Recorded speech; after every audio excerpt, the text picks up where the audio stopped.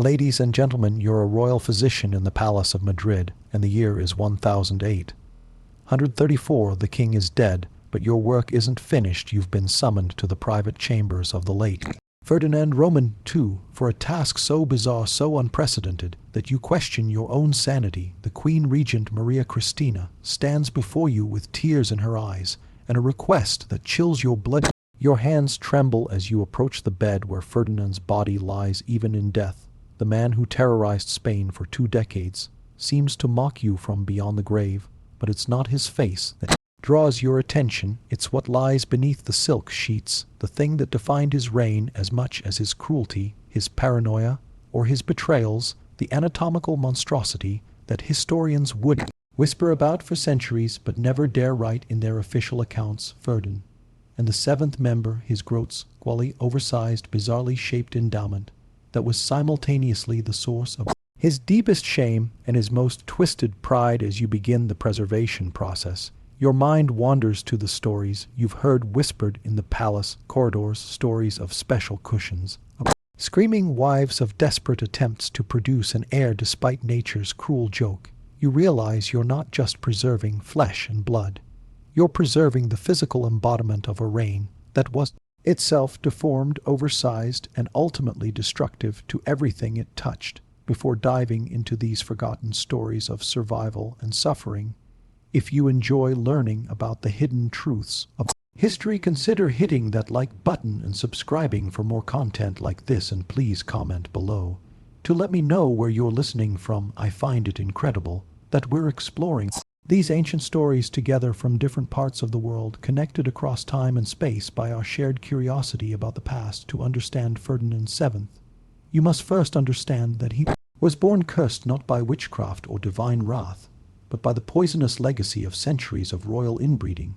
The Spanish Habsburgs and Bourbons had spent generations marrying cousins to cousins, uncles to nieces, creating a genetic nightmare that manifested in everything from mental instability to physical deformities.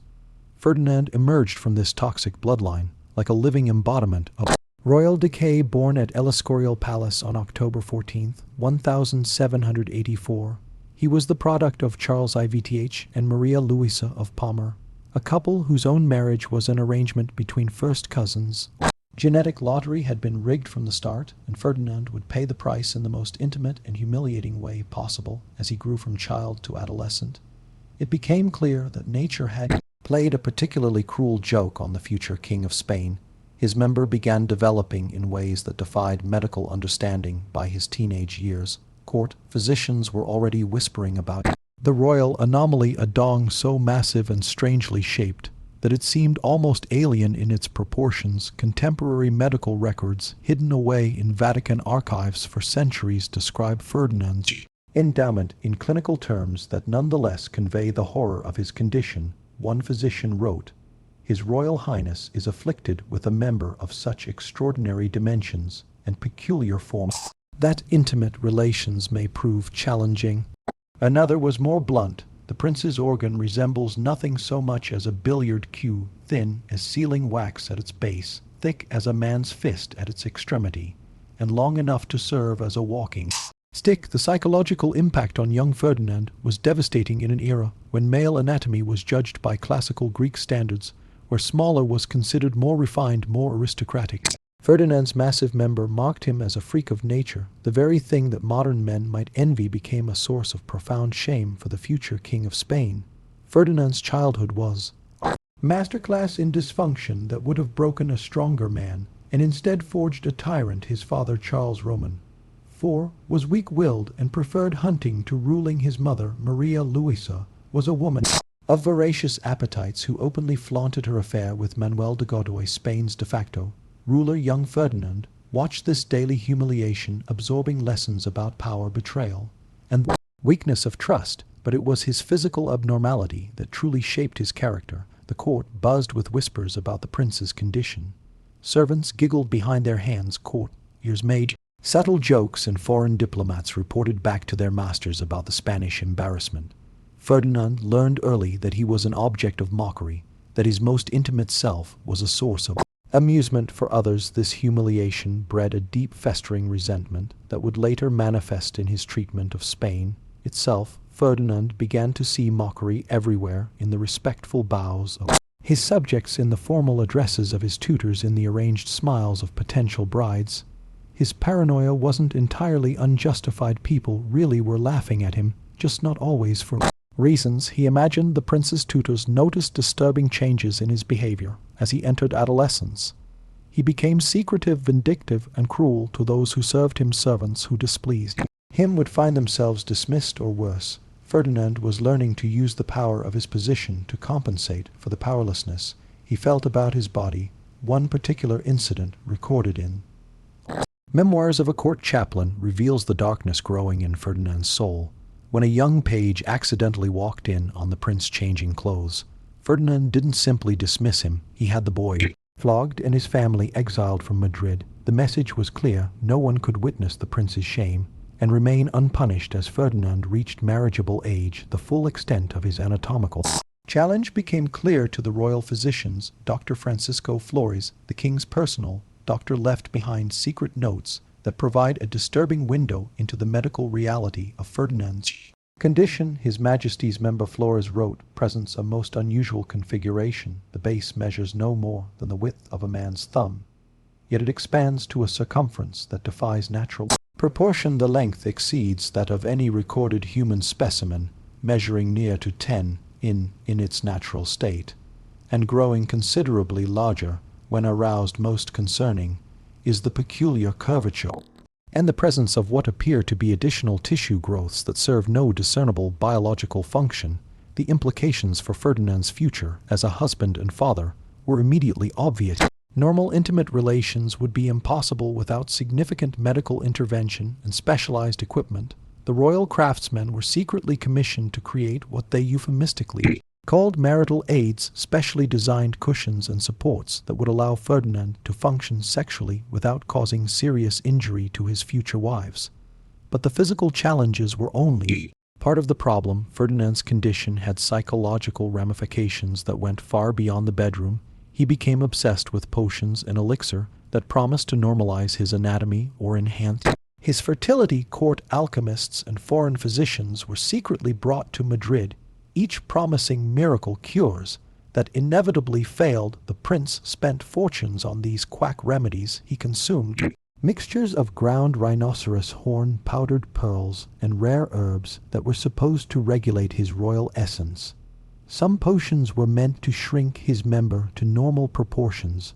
Others claimed to enhance his virility despite its unusual shape. All of them were useless, but Ferdinand's desperation made him an easy mark for charlatans and con artists. In 1002, Ferdinand married his first cousin, Princess Maria Antonia of Naples and Sicily. The match was arranged when both were still teenagers, and Maria Antonia arrived in Madrid with romantic notions about her future husband. She had heard he was called the desired one by some of his supporters, and imagined herself marrying a fairy tale prince. The wedding ceremony was magnificent, as befitted the union of two royal houses. The cathedral filled with music, the streets of Madrid echoed with celebration, and the young couple looked every inch the perfect royal partnership. Maria Antonia was beautiful, intelligent, and genuinely excited about her new life. Ferdinand, for his part, seemed almost normal in public, charming, attentive, and appropriately romantic. But royal weddings end and wedding nights begin. The first sign of trouble came when Ferdinand's valet approached Maria Antonia's ladies in waiting with an unusual request.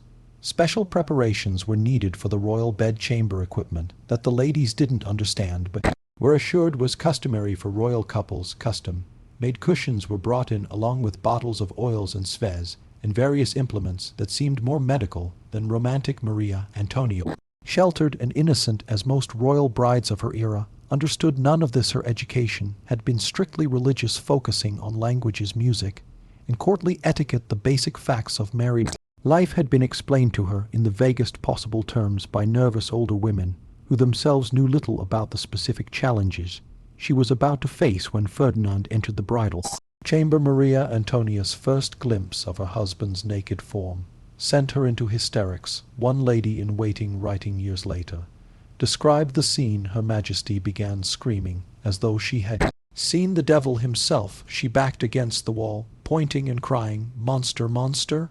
until we feared she had lost her reason. Entirely Ferdinand's member, described by witnesses as resembling a great club with a thin handle, was unlike anything the sheltered princess had imagined. Possible the sheer size of it terrified her, but it was the bizarre shape, the way it curved and twisted, the strange growths along its length, the almost alien appearance of the whole apparatus, that truly broke her composure. What followed was less a romantic wedding night than a medical procedure. Ferdinand's specially trained physicians had to be called in to explain to the horrified princess what would be required of her. The custom cushions were arranged, the oils applied, and a process began that was more akin to surgery than lovemaking. Contemporary accounts hidden in private letters between court physicians describe a scene of almost surreal dysfunction. Ferdinand and required the specialides and pillow to support his massive member, preventing it from causing injury to himself.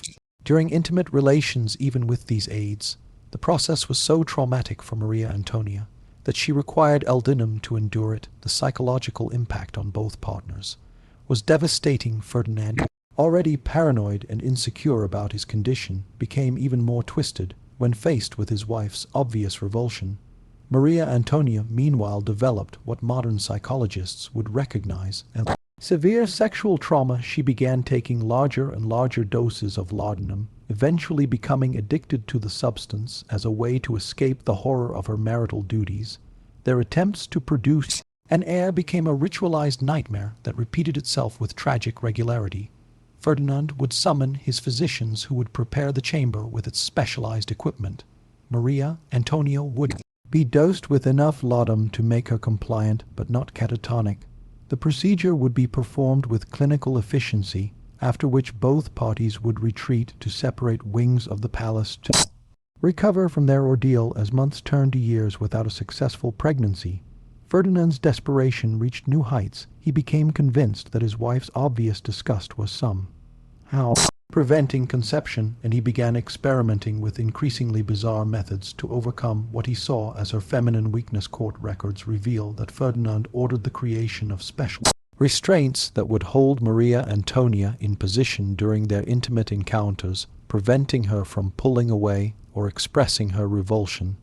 These leather and silk contraptions were crafted by the same artisans who made the king's saddles and hunting equipment, adding a particularly disturbing dimension to the royal workshops. The king also became obsessed with timing their encounters. According to astrological charts and lunar cycles, he consulted with astronomers, astrologers, and even practitioners of darker arts, who promised to align the stars in favor of royal conception. The palace became a haven for charlatans selling fertility potions, magical amulets, and ritual ceremonies that promised to overcome the curse of Ferdinand's deformed anatomy. One particularly desperate episode involved Ferdinand's consultation with a wandering mystic who claimed to be from the Orient. This supposed wise man convinced the king that his member's unusual shape was actually a sign of divine favor, that he was blessed with the dragon's rod, and needed only the proper rituals to unlock its fertility potential. For 3 months, Ferdinand subjected himself and his wife to bizarre ceremonies involving incense chanting and positions that were supposedly based on ancient Chinese texts. Twice, miraculously, Maria Antonia did become pregnant. The court rejoiced. Ferdinand's confidence soared, and Spain held its breath, waiting for the birth of an heir to the throne. But both pregnancies ended in devastating miscarriages that left the royal couple more traumatized than ever. The first miscarriage in 1804 occurred in the 4th month of pregnancy. Court physicians attributed it to the unusual stresses placed upon Her Majesty's delicate constitution. What they meant, but could never say openly, was that Ferdinand's anatomical abnormality had made the sexual act so traumatic that Maria Antonia's body couldn't sustain a pregnancy to term the second miscarriage in 1805 was even more devastating.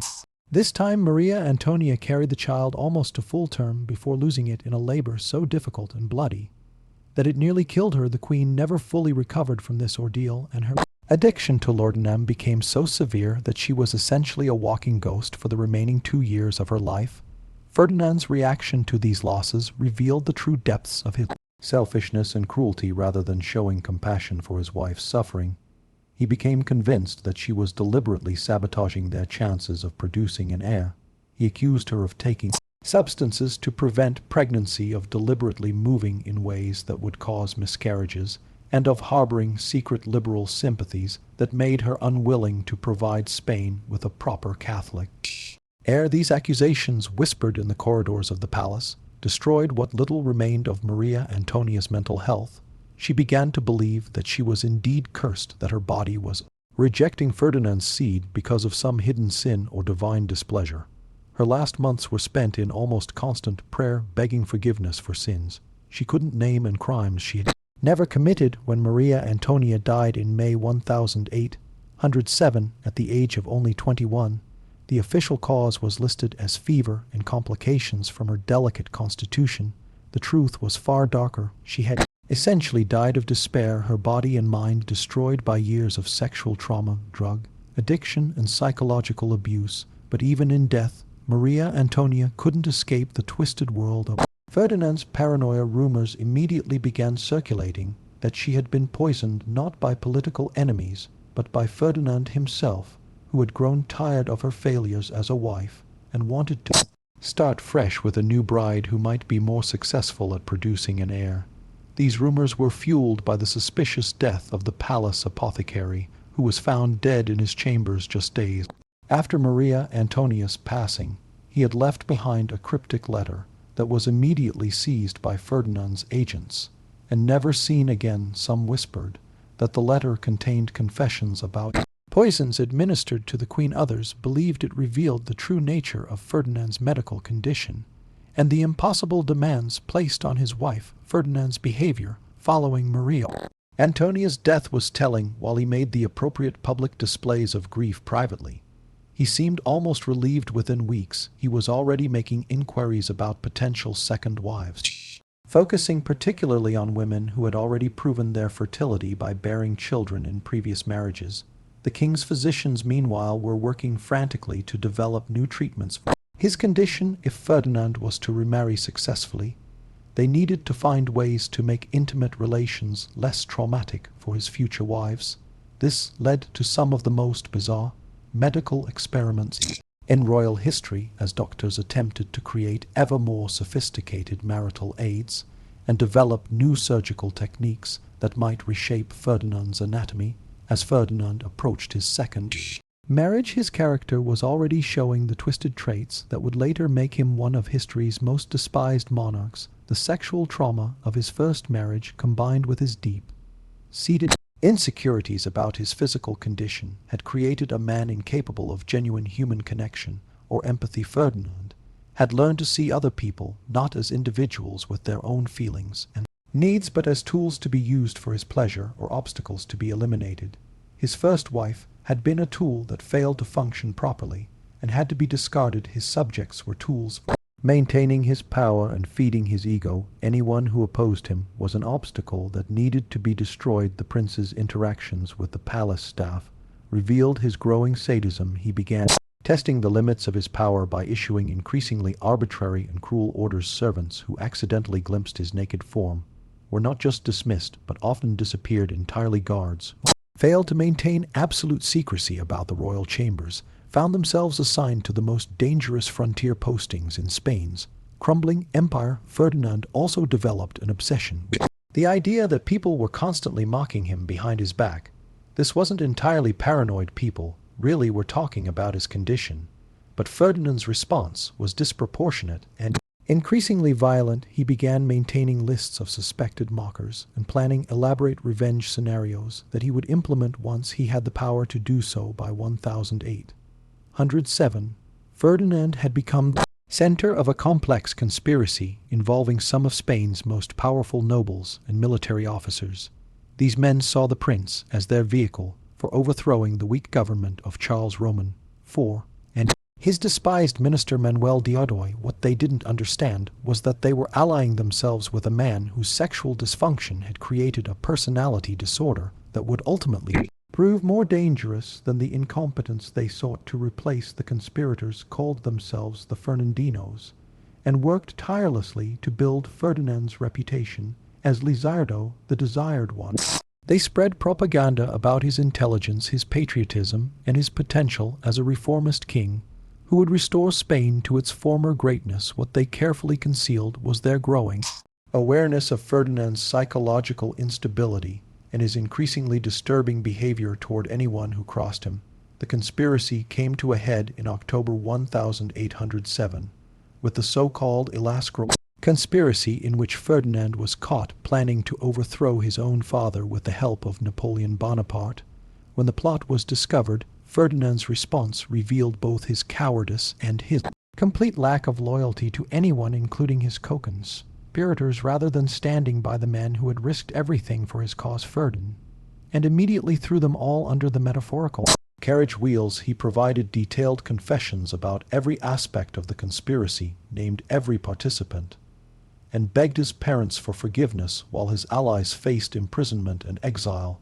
This betrayal established a pattern that would define Ferdinand's entire reign. He would use people for his own purposes and then destroy them the moment it became convenient. Even as Ferdinand's political machinations were unfolding, his medical condition continued to worsen. Court physicians noted that his member was continuing to grow and change shape, developing new abnormalities that made intimate relations even more challenging. Some medical historians suggest that Ferdinand may have suffered from a rare condition called megalwa, a hormonal disorder that causes continued growth of male anatomy throughout adulthood. Whatever the medical explanation, the practical implications were clear. Ferdinand would need increasingly sophisticated aids and increasingly compliant wives if he was ever to produce an heir. This realization led to one of the most disturbing aspects of his later marriages: the deliberate selection of women who could be psychologically manipulated or physically coerced into accepting his demands. The palace craftsmen, meanwhile, had become specialists in creating ever more elaborate marital equipment.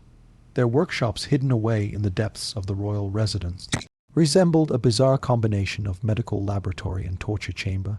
They developed adjustable cushions, restraining devices, and various implements designed to make Ferdinand's sexual encounters possible while minimizing the physical damage to his partners. These craftsmen were sworn to absolute secrecy, and Ferdinand made sure their silence was maintained through a combination of generous payments and terrifying threats. Several artisans who worked on these projects were later found dead under mysterious circumstances, leading to rumors that Ferdinand had them killed to prevent any possibility of their revealing the true nature of their work. When Napoleon invaded Spain in 1008 and forced Ferdinand to abdicate, the future king found himself in a uniquely humiliating position. Not only had he lost his throne, but he was now a prisoner whose captor was undoubtedly aware of his shameful medical condition. French intelligence had extensive files on the Spanish royal family, and Ferdinand's anatomical abnormality was certainly among the information they had gathered. Ferdinand's 6 years of captivity at the Château de Valence were marked by continued medical experimentation. As French physicians studied his condition with scientific curiosity, these doctors, freed from the constraints of royal protocol that had limited their Spanish colleagues, conducted examinations and treatments that bordered on torture. In their thoroughness, the French medical reports discovered in Napoleonic archives centuries later provide the most detailed clinical description of Ferdinand's condition ever recorded. They describe a sexual organ so large and misshapen that it seemed to belong to a creature from mythology rather than a human king. The French doctors theorized that Ferdinand's condition was the result of multiple genetic disorders combining in a single individual, creating what they called a perfect storm of anatomical dysfunction. During his captivity, Ferdinand also received word of various Spanish nobles and military leaders who were fighting for his restoration. The irony was profound. Brave men were dying in muddy trenches and mountain passes to restore a king whose primary concern was finding new ways to manage his sexual dysfunction and produce an heir to continue his cursed bloodline. Ferdinand spent his exile years writing extensive letters to various European royalty, seeking potential brides who might be willing to accept his special circumstances. These letters, written in his own hand, reveal a man completely disconnected from suffering of his people and obsessed entirely with his own intimate problems. While Spain burned, Ferdinand was planning his next wedding night. When Ferdinand returned to Spain in 1814, the crowds that greeted him were unlike anything Europe had ever seen. They threw flowers, wept with joy, and fell to their knees as his carriage passed children born during the war, saw their first glimpse of the king. Their parents had died to restore the stones of Madrid, themselves seemed to sing with celebration. Ferdinand smiled and waved from his carriage, but his mind was already focused on more intimate concerns. His first priority wasn't governing Spain or rewarding those who had fought for his restoration. It was finding a new wife who could finally give him the heir that had eluded him for so long. The king's return also marked the beginning of what historians call the ominous decade, but the true ominousness lay not just in Ferdinand's political tyranny, but in his increasingly desperate and bizarre attempts to fulfill his royal duty of producing offspring. His sexual dysfunction had become inseparable from his political dysfunction, creating a ruler whose personal inadequacies manifested as national catastrophe. Ferdinand's first act as restored king was to commission an entirely new set of marital aids from the finest craftsmen in Europe. He sent agents to Germany, Italy, and even the Ottoman Empire seeking artisans who specialized in creating devices for delicate royal circumstances. The resulting collection, hidden away in secret chambers of the palace, represented the finest achievement of perverted ingenuity that the early 19th century could produce. The second wife Ferdinand chose was Maria Isabel of Portugal, another cousin in the endless cycle of royal inbreeding that had cursed his bloodline. She was 19 when she arrived at the Spanish court in 1116, full of the naive hope that young princesses carried into these arranged marriages. The court physicians had already briefed her ladies-in-waiting about the special preparations that would be required for the wedding night, but nothing could have prepared Isabel for the reality of what awaited her. The wedding ceremony itself was a spectacle of Baroque excess designed to mask the growing desperation of a king whose reign was becoming synonymous with failure. Ferdinand stood at the altar in cloth of gold, his face a mask of barely contained anxiety. He had spent the previous week consulting with physicians, alchemists, and even a mysterious figure, rumored to be an Ottoman specialist in royal difficulties, who had arrived in Madrid under cover of darkness. The wedding night was a disaster that would haunt both participants for the rest of their short lives together. Despite all the preparations, all the devices, all the consultations with experts across Europe, Ferdinand's anatomical monstrosity proved as insurmountable as ever. The screams that echoed through the palace corridors that night were not screams of passion, but of genuine terror and pain. Servants found blood-stained sheets and broken furniture, evidence of a coupling that resembled a medieval torture session, more than the romantic union of royalty. Isabel never recovered from that first night. Court observers noted that she developed a pronounced stutter and would flinch whenever Ferdinand entered a room. She began experiencing what palace physicians called hysterical episodes, but which modern understanding would recognize as severe trauma responses. Her ladies-in-waiting reported that she often woke screaming from nightmares, calling out warnings about the monster that haunted her dreams. Ferdinand, meanwhile, interpreted his wife's terror as a personal insult to his royal dignity. His paranoia, already legendary, reached new heights as he convinced himself that Isabel was conspiring with foreign powers to mock his condition. He began having her correspondence intercepted, her food tasted for poisons, and her chambers searched for evidence of betrayal. The king's sexual dysfunction had metastasized into a political psychosis that infected every aspect of his rule. The pressure to produce an heir became an obsession that consumed both the royal couple and the Spanish court. Ferdinand commissioned a series of increasingly bizarre medical consultations, bringing together physicians, anatomists, and even circus performers who claimed expertise in unusual anatomical challenges. The royal bedchamber became a laboratory of sexual experimentation that pushed the boundaries of human endurance and dignity. One particularly disturbing account, found in the private diary of a court physician who served during this period, describes Ferdinand's decision to invite foreign experts to observe his attempts at procreation. King, desperate for solutions, allowed German anatomists and French physicians to witness his intimate failures, turning his marriage bed into a grotesque medical theater. These observers took detailed notes and made sketches that were later circulated among European medical schools, making Ferdinand's sexual dysfunction a subject of academic study across the continent. Isabel, subjected to this parade of voyeuristic medical consultation, began showing signs of complete psychological collapse. She stopped eating regularly, lost dangerous amounts of weight, and developed a thousand stare that servants found more frightening than her earlier outbursts. The young queen had become a living ghost, haunting the halls of a palace that had become her prison. The political consequences of Ferdinand's personal failures were becoming impossible to ignore. Spain's American colonies, already in revolt, pointed to their king's inability to produce legitimate heirs as evidence of divine displeasure with Bourbon rule. Revolutionary propaganda depicted Ferdinand as a sexually impotent tyrant whose physical inadequacies mirrored his political incompetence. The king's most intimate shame had become a rallying cry for independence movements from Mexico to Argentina.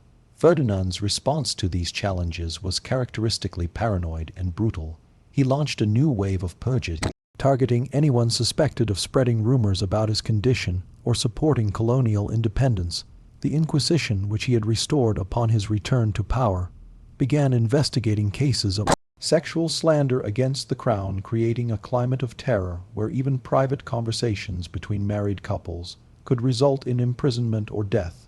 The king's obsession with secrecy reached absurd proportions. He ordered the construction of hidden passages throughout the palace, so that he could move between his chambers and Isabel's without being observed by servants. He had mirrors installed at strategic angles to detect potential eavesdroppers, and employed a network of spies whose sole job was to monitor palace gossip about the royal marriage.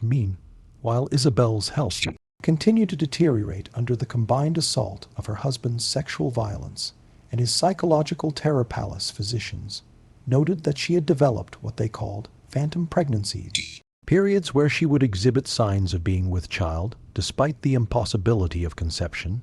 These episodes seemed to provide Ferdinand with brief moments of hope, followed by crushing disappointment when the truth became apparent. The queen's phantom pregnancies became a source of bitter irony in a court already drowning in dysfunction. Servants would whisper about how the king would pace outside Isabel's chambers during these episodes, alternately praying and cursing, as if divine intervention might somehow overcome the mechanical impossibility of his situation. When each phantom pregnancy inevitably ended, Ferdinand would sink into black depressions that paralyzed the government for weeks at a time. In 1818, after 2 years of this nightmare marriage, Isabel finally escaped through the only means available to royal women of her era: death. She succumbed to what court physicians diplomatically termed nervous exhaustion, though private letters from palace staff suggest she may have hastened her own end through subtle forms of self-harm. Her final words, according to her confessor, were a prayer of gratitude for her approaching liberation. Ferdinand's reaction to Isabel's death revealed the full extent of his psychological deterioration. Rather than mourning his wife, he became convinced that she had been murdered by enemies seeking to prevent him from producing an heir. He ordered autopsies performed by multiple physicians, searched for evidence of poison, and had several of Isabel's ladies-in-waiting arrested on suspicion of conspiracy. The king's grief was indistinguishable from his paranoia, creating a feedback loop of rage and suspicion that consumed everyone around him. The funeral of Queen Isabel became a macabre spectacle that horrified even Ferdinand's supporters. The king insisted on viewing the body multiple times during the preparation process, touching the corpse and muttering about the wasted potential of her womb. He commissioned a death mask and had it displayed in his private chambers, where visitors reported seeing him conducting conversations with the lifeless face of his deceased wife. But Ferdinand's quest for an heir could not be delayed by grief or madness. Within months of Isabel's burial, his advisors were already negotiating for a third wife. The challenge now was finding a European princess willing to marry a king whose previous wives had met such grim fates, and whose personal peculiarities were becoming legendary across the continent. The negotiations proved more difficult than expected. Several potential brides withdrew their candidacies after private consultations with physicians who had served at the Spanish court. Others demanded unprecedented concessions, including the right to separate chambers and the presence of their own personal guards. Ferdinand's sexual dysfunction had become a diplomatic liability that threatened to isolate Spain from potential allies. Eventually, the king's agent found Maria Joseph Amalia of Saxony, a Saxon princess whose family's desperate financial situation made them willing to overlook Ferdinand's notorious reputation. Maria Joseph was 24 when she arrived in Madrid in 1019, older and more worldly than Isabel had been, but she carried the same doomed hope that had characterized her predecessor's arrival. The third wedding was a more subdued affair, reflecting both Ferdinand's advancing age and the court's exhaustion with royal matrimonial disasters. There were fewer foreign dignitaries, less elaborate celebrations, and a palpable sense that everyone was merely going through the motions of a ritual that had already failed twice before Maria Joseph had been better prepared for her ordeal than Isabel, having received detailed briefings from Saxon physicians who had consulted with their Spanish counterparts. She brought her own collection of medical devices and preparations, along with a personal physician who specialized in difficult marital situations. Her approach to the marriage was more clinical than romantic, treating her royal duties as a medical challenge to be solved through scientific methodology. This practical approach served her better than Isabel's romantic naivety, but it could not overcome the fundamental impossibility of Ferdinand's condition. The third marriage settled into a pattern of scheduled attempts at intimacy, carefully planned and medically supervised encounters that resembled surgical procedures more than expressions of marital affection. Maria Joseph kept detailed records of these sessions, noting times, techniques, and outcomes with the precision of a research scientist. The Queen's clinical detachment seemed to frustrate Ferdinand, and even more than Isabel's terror, had he began to suspect that Maria Joseph viewed him as a medical curiosity rather than a husband, and his paranoia expanded to include fears that she was secretly documenting his condition for foreign intelligence services. The king's spies reported that the Queen maintained extensive correspondence with Saxon court physicians, sharing what Ferdinand believed were state secrets about his anatomy. While Spain continued its collapse under the weight of Ferdinand's misrule, the American colonies had achieved independence one by one, taking with them the wealth that had sustained the Spanish Empire for 3 centuries. The king's obsession with his sexual dysfunction had left him incapable of addressing the political and economic crises that were tearing his kingdom apart. Cabinet meetings were postponed when Ferdinand was having a difficult period with his wife, and important decisions were delayed for weeks, while the king consulted with physicians about new techniques for achieving conception. The Spanish people, initially grateful for Ferdinand's return, had begun to understand the true cost of their restored monarch. Revolution simmered in the cities while bandits controlled the countryside. The king's subjects starved while he spent fortunes on sexual aids and foreign medical consultants. Spain had become a European laughingstock, its decline symbolized by a ruler whose most intimate failures had become public knowledge. In 1029, after 10 years of clinical matrimony, Maria Joseph achieved what many had thought impossible. She became pregnant. The news sent shock waves through the Spanish court and across Europe, where diplomatic correspondence buzzed with speculation about how Ferdinand had finally overcome his anatomical obstacles. Some suggested divine intervention, others credited advances in medical science, while the most cynical observers whispered about infidelity and illegitimate succession. Ferdinand's reaction to the pregnancy was a mixture of euphoria and terror. He hired additional guards to protect Maria Joseph, brought in the finest physicians from across Europe, and had her chambers blessed by every religious authority in Madrid. The king's desperation to protect this miraculous pregnancy bordered on madness as he convinced himself that enemies would attempt to sabotage his long-waited heir through supernatural or scientific means. The pregnancy progressed normally until the 7th month, when Maria Joseph began experiencing complications that palace physicians struggled to understand. Modern medical knowledge suggests she was suffering from placental abruption, a condition that could have been managed with proper care.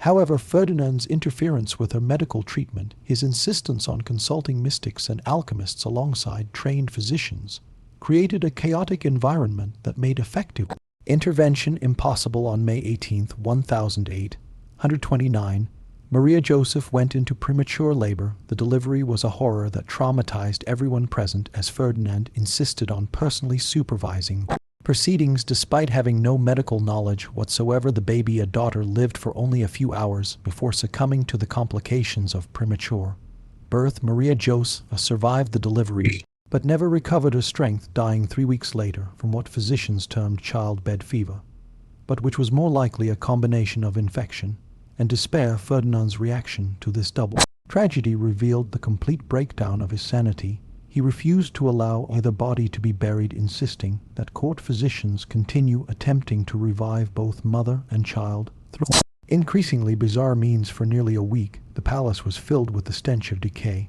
as the king denied the reality of his losses and demanded that his medical staff perform impossible resurrections. When Ferdinand finally accepted that his wife and daughter were dead, he fell into a depression so profound that courtiers feared for his life. He stopped eating, refused to see advisors, and spent his days staring at the death masks he had commissioned for all 3 of his wives. The king had become a living ghost, haunting his own palace, while Spain crumbled around him. Fate had one final cruel joke to play on Ferdinand VII in 1008. 129, at the age of 45, the king, who had spent decades unable to produce a living heir, suddenly found himself facing an unexpected force. Marriage. His advisors, desperate to provide stability for a collapsing kingdom, had identified Maria Cristina of Naples as a potential bride. What they didn't tell Ferdinand until after the marriage negotiations were complete was that Maria Cristina was already pregnant by another man when she arrived in Madrid. The 4th wedding, conducted in 1008, 129, was a farcical affair that fooled no one. Maria Cristina was visibly pregnant when she walked down the aisle carrying a child that could not possibly be Ferdinand's. The king, however, was so desperate for an heir that he willingly accepted this obvious deception, convinced that divine providence had finally answered his prayers through unconventional means. The birth of Isabella Roman II in 1008, 130, should have marked the culmination of Ferdinand's quest for succession, but instead it became the source of new anxieties. The king knew the child was not biologically his, yet he had to maintain the fiction of legitimacy to preserve his dynasty. His relationship with Maria Cristina was built on mutual deception. She pretended to respect him, while he pretended to believe her child was his own. Ferdinand's final years were marked by the same sexual dysfunction that had defined his entire adult life, but now, with the added burden of maintaining a fraudulent succession, he continued his desperate attempts at intimacy with Maria Cristina, hoping to produce a child that would actually be his own blood. These efforts, witnessed by the same parade of physicians and specialists who had observed his previous failures, became even more pathetic as his advancing age made success increasingly unlikely. The paranoia that consumed Ferdinand's final years manifested in ways that shocked even the cynical courtiers who had witnessed decades of royal madness. The king began conducting random inspections of his wife's chambers at all hours, bursting through doors with armed guards to catch Maria Cristina in imagined acts of treason. These midnight raids terrified the queen's ladies-in-waiting, who never knew when they might find themselves face to face with a wild-eyed monarch wielding accusations of conspiracy. Ferdinand's obsession with surveillance reached grotesque proportions. He had peepholes drilled into the walls between his chambers and Maria Cristina's, spending hours watching her through these crude spy holes. Like some demented voyeur, palace servants reported seeing the king's eye pressed against these openings during his wife's most private moments, while she nursed their daughter, while she prayed, while she simply sat in contemplation. The queen, aware of this constant observation, began to move through her own rooms like a prisoner, carefully controlling every gesture and expression. The food-tasting rituals became elaborate ceremonies of suspicion that could delay meals for hours. Ferdinand and insisted that not only must every dish be tasted, but that the tasters must wait 30 minutes between sampling and serving to ensure any slow-acting poisons would take effect. The king watched these unfortunate servants with the intensity of a hawk studying prey, searching their faces for any sign of distress that might indicate contamination. Several tasters collapsed from nervous exhaustion under this constant scrutiny, which only reinforced Ferdinand's belief that assassination attempts were imminent. Maria Cristina, trapped in this web of suspicion, began showing signs of the same psychological deterioration that had claimed Ferdinand's previous wives, her letters to her family in Naples, intercepted and read by the king's spies, revealed a woman slowly losing her grip on sanity. She wrote of feeling constantly watched, of jumping at shadows, of finding herself unable to trust even her own servants. The queen described her life as existing in a glass cage where every breath is monitored for signs of rebellion. The king's paranoia extended beyond his immediate family to encompass the entire court structure. He began rotating his personal guards daily, convinced that prolonged service would lead to corruption by enemy agents. Cabinet ministers found themselves subjected to loyalty tests that bordered on the absurd. Ferdinand would make contradictory statements in private meetings to see if ministers would correct him, interpreting any contradiction as evidence of treasonous intentions. Spanish court, once the envy of Europe for its sophisticated etiquette and cultural refinement, devolved into a bizarre theater of mutual surveillance. Courtiers learned to speak in coded language to avoid direct eye contact with the king and to carry themselves with the careful neutrality of diplomats in enemy territory.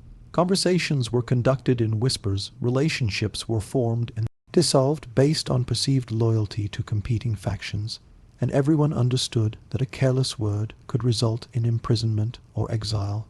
Ferdinand's relationship with his infant daughter Isabella became another source of pathological anxiety. Despite knowing she was not his biological child, he simultaneously loved her as his heir and resented her as evidence of his sexual failure. The king would spend hours staring at the baby, searching her features for signs of resemblance to himself or to possible fathers. He commissioned artists to create detailed portraits of Isabella at various stages of infancy, comparing these images to paintings of himself and Maria Christina's previous lovers.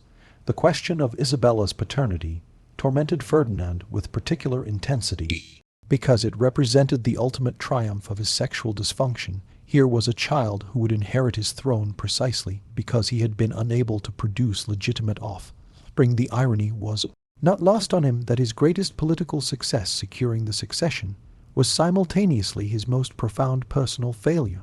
This contradiction aided him like acid poisoning his few moments of happiness with his daughter. Ferdinand began consulting genealogists and physioists, hoping to find scientific proof of Isabella's legitimacy that would quiet his doubts. These experts, well aware of the dangerous nature of their task, provided carefully ambiguous opinions that could be interpreted as supporting whatever conclusion the king preferred. Their written reports, preserved in palace archives, reveal the desperate creativity of scholars trying to satisfy an impossible royal demand while preserving their own lives. The king's efforts to control his wife's behavior became increasingly elaborate and invasive. He assigned specific servants to monitor Maria Christina's correspondence, requiring them to report not only the content of her letters, but also her facial expressions while writing them. Ferdinand demanded detailed accounts of the queen's daily activities, including how long she spent in prayer, what books she read, and which courtiers she spoke with. During public appearances, Maria Christina's attempts to maintain some semblance of normal royal life under this scrutiny required tremendous psychological strength. She learned to compartmentalize her emotions, presenting a serene public face while privately struggling with the constant pressure of observation. Her personal diary, discovered centuries later, hidden behind a false wall in her chambers, reveals the toll this surveillance took on her mental health. She wrote of feeling like an actress who must never break character, even in my dreams. The international implications of Ferdinand's paranoia began affecting Spain's diplomatic relationships. Foreign ambassadors reported back to their governments about the king's erratic behavior and the instability of his court marriage. Negotiations for European alliances stalled as potential partners questioned whether Spain could honor long-term commitments under such unpredictable leadership. Ferdinand's personal dysfunction was becoming a matter of international concern. The king's obsession with discovering assassination plots led him to see conspiracies in the most innocent activities. When Maria Christina requested permission to redecorate her chambers, Ferdinand interpreted this as an attempt to create hiding places for weapons or poison. When courtiers complimented the queen's appearance, the king wondered if they were using coded language to communicate treasonous messages. Even religious observances became suspect. Ferdinand and questioned whether Maria Christina's increased devotions were genuine piety or secret communications with foreign Catholic powers. The economic cost of Ferdinand's paranoia was staggering. The crown spent enormous sums on security measures, spy networks, and loyalty investigations. While Spain's treasury emptied and its people suffered, the king commissioned the construction of secret passages throughout the palace, installed elaborate alarm systems, and maintained multiple sets of food tasters, guards, and servants to ensure no single group could coordinate against him. These expenses drained resources that might have been used to address Spain's mounting financial crisis. Ferdinand's health began deteriorating under the constant stress of maintaining his surveillance. State palace physicians noted that the king suffered from chronic insomnia, digestive problems, and what they termed nervous agitation. His paranoia had created a feedback loop, where his fears generated behaviors that justified more fears, trapping him in an ever-escalating cycle of suspicion and anxiety. The king's relationships with his remaining family members became casualties of his deteriorating mental state. He began to suspect even his closest relatives of plotting against him, interpreting normal family interactions as potential threats. Birthday celebrations became tense affairs where Ferdinand watched for signs of conspiracy in the arrangement of flowers or the selection of gifts. Even his brother Don Carlos, who had supported him through previous crises, found himself subjected to investigation and surveillance. Maria Christina's efforts to shield their daughter from Ferdinand's paranoia became a source of additional conflict. The king interpreted the queen's protective instincts as evidence that she was preparing Isabella for rule by foreign powers. When Maria Christina requested private time with her daughter, Ferdinand wondered what treasonous ideas she might be implanting in the child's mind.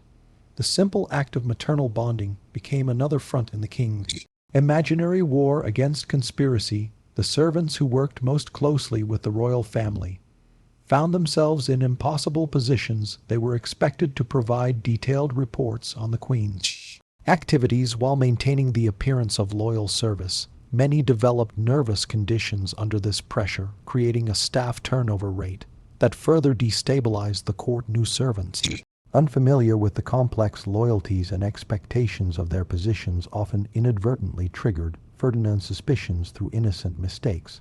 Ferdinand's attempts to discover the true identity of Isabella's father became increasingly desperate and invasive.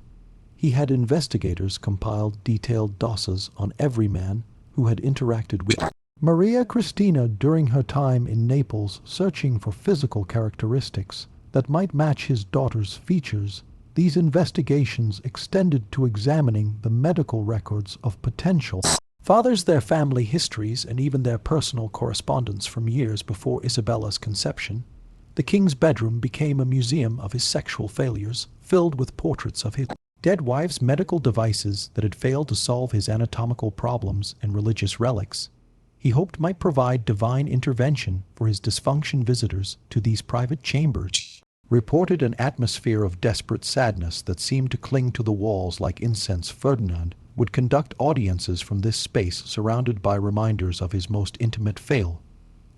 While discussing matters of state, the psychological pressure on Maria Christina intensified as Ferdinand's behavior became more erratic. The queen began experiencing physical symptoms of stress, hair loss, weight fluctuation, and tremors that she struggled to hide during public appearances.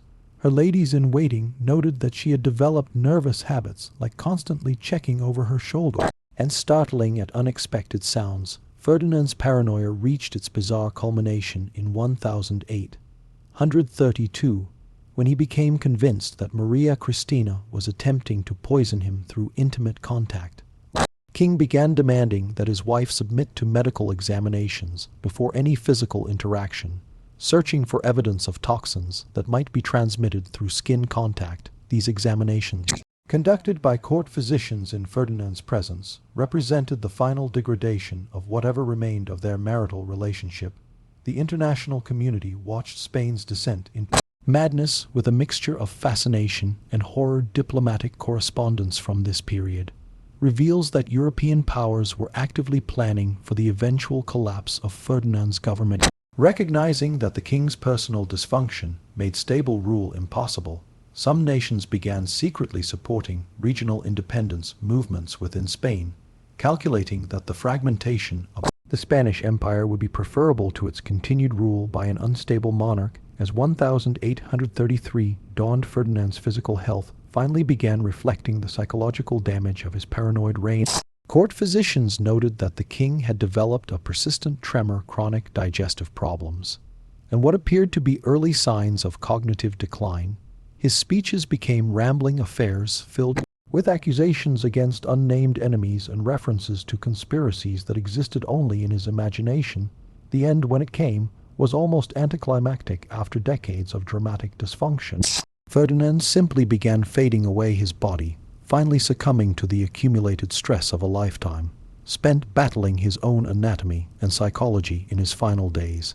He drifted between consciousness and delirium, sometimes calling out to his dead wives and sometimes issuing orders for investigations of plots that had never existed in 1008. 133. Ferdinand Roman II finally achieved the peace that had eluded him in life through the simple expedient of death. The official cause was listed as gout, but palace physicians privately acknowledged that the king had essentially died of exhaustion, physical, psychological, and spiritual exhaustion brought on by decades of sexual frustration and political paranoia. The autopsy of Ferdinand Roman II, conducted in secret by the same physicians who had spent years trying to solve his anatomical puzzles, revealed the full extent of nature's cruel joke. The king's member, preserved for medical study, measured an astounding 14 in length, and varied dramatically in girth from base to tip, exactly as contemporary descriptions had suggested. More disturbing was the discovery of internal scarring and deformity that made normal sexual function essentially impossible, explaining decades of failure and frustration.